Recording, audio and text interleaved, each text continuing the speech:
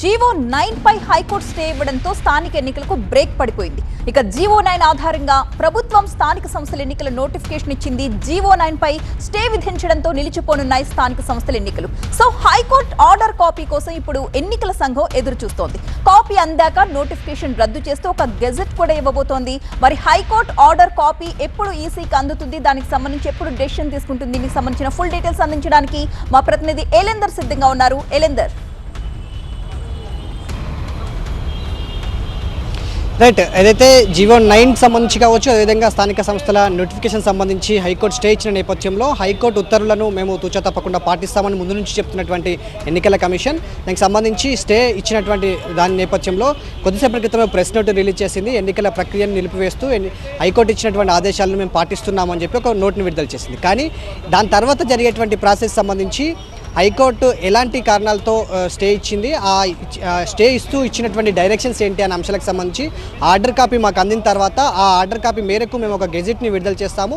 ఆ గెజెట్ను విడుదల చేసి ప్రభుత్వానికి అందజేస్తాము అనేది ఎన్నికల కమిషన్ చెప్తుంది. ఆ గెజెట్ విడుదలైతే దాంతో పాటుగా ఎన్నికల ప్రక్రియతో పాటుగా ఎన్నికల కోడ్ ఏదైతే షెడ్యూల్ విడుదల చేసినప్పుడు సెప్టెంబర్ 29న షెడ్యూల్ విడుదల చేసినప్పుడు అమల్లోకి వచ్చినటువంటి ఎన్నికల కోడ్ ఏదైతే ఉందో రాష్ట్ర వ్యాప్తంగా ఆ ఎన్నికల కోడ్తో పాటు ఎన్నికల ప్రక్రియ కూడా పూర్తిస్థాయిలో ఆగిపోనుంది. సో ఇప్పుడు ఎన్నికల కమిషన్ మొత్తం కూడా వెయిట్ చేస్తుంది. దానికి సంబంధించి ఎన్నికల హైకోర్టు ఇచ్చినటువంటి స్టే కాపీ ఆర్డర్ కాపీ ఏం మెన్షన్ చేశారు, ఇచ్చినటువంటి సూచనలు ఏంటి అనే అంశాలకు సంబంధించి ఆ లీగల్ టీంతో మాట్లాడుతున్నారు. ఆ కాపీ అందిన తర్వాత గెజిట్ విడుదల చేసేందుకు దానికి సంబంధించినటువంటి ప్రక్రియను మొదలుపెట్టేందుకు వాళ్ళు సిద్ధమవుతున్నట్టుగా అర్థమవుతుంది. దీనికి సంబంధించి ఎన్నికల కమిషన్ కార్యాలయంలో ఇంకా హడావిడి అయితే కంటిన్యూ అవుతుంది.